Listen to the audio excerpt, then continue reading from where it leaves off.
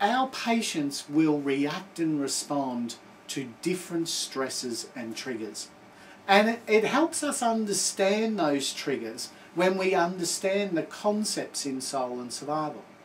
Some people can endure and rebound from an emotional breakup.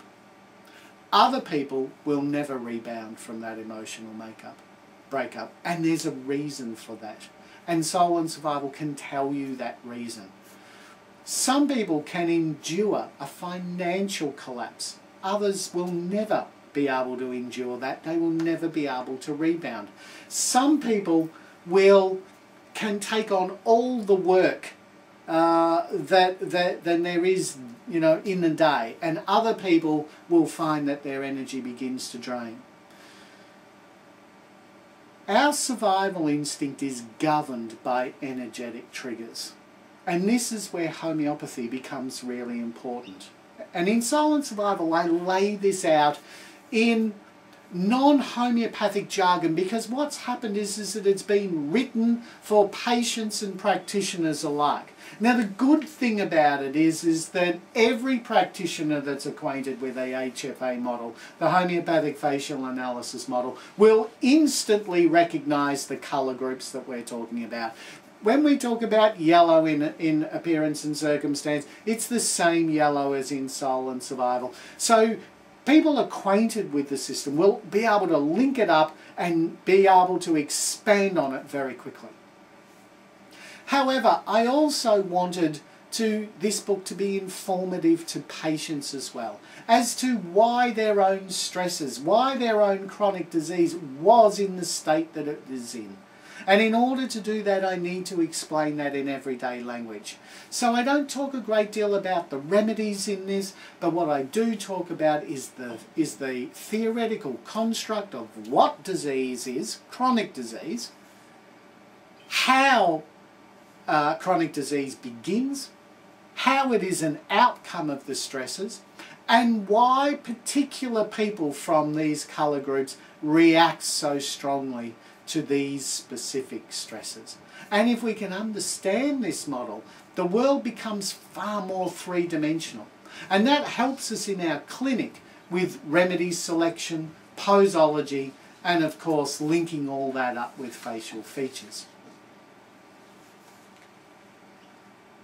Hahnemann in chronic diseases inferred that epidemics of the past would have a strong physiological effect on a current generation. And I absolutely agree with that.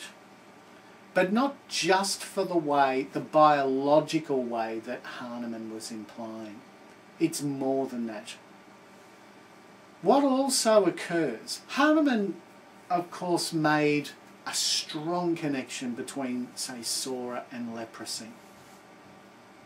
And where I'm saying that the Soul and Survival model takes it one step further with the memory of epidemics is that it's not just a cellular memory of the impact of the virus, but the impact, it's a cellular memory of the impact of the social consequences of the virus, because that is just as impacting.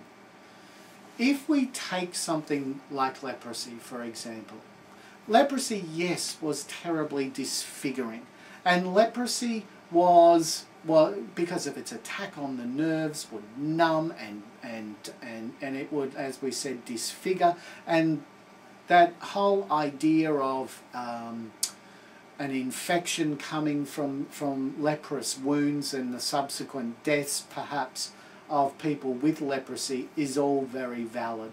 But what's just as valid, and I took this a step further, is the social isolation. What it is also just as valid in leprosy is the emotional torment that went along with being diagnosed as a leper, of being separated from your family, of being cast out onto islands or colonies only to live with others of your kind. What also we remember when we talk about sora or leprosy, or in our language yellow, is the social consequences that occurred when the leper walked down the road and had stones thrown at them, to have their livelihood taken away from them, to lose everything that they had. And that memory, that danger, particularly when it was replicated via epidemics. If we look, even Hahnemann talks about the epidemics of leprosy in the 1200s. When you look at the frequency of that and the impact of that, our survival instinct, which is tuned in to searching, remembering and passing on both danger and reaction, is passing on not the biological consequences as the classical model tells us, but instead is passing on the fears and the sense of being outcast from the social dangers that leprosy created. Now what we have is a three-dimensional model. And this is why I talk about silent survival being a new paradigm in homeopathy, a new way of thinking that opens up a new world in the treatment of chronic disease. Because when we can identify these yellow patients as having the stigma, the social danger and stigma in their unconscious instinct, then we can not only begin to understand the driving force of our patients, but we can also begin to understand the unique way of being able to bring that back into balance with our remedies. And we can achieve things via homeopathy that we have never been able to do in chronic disease before.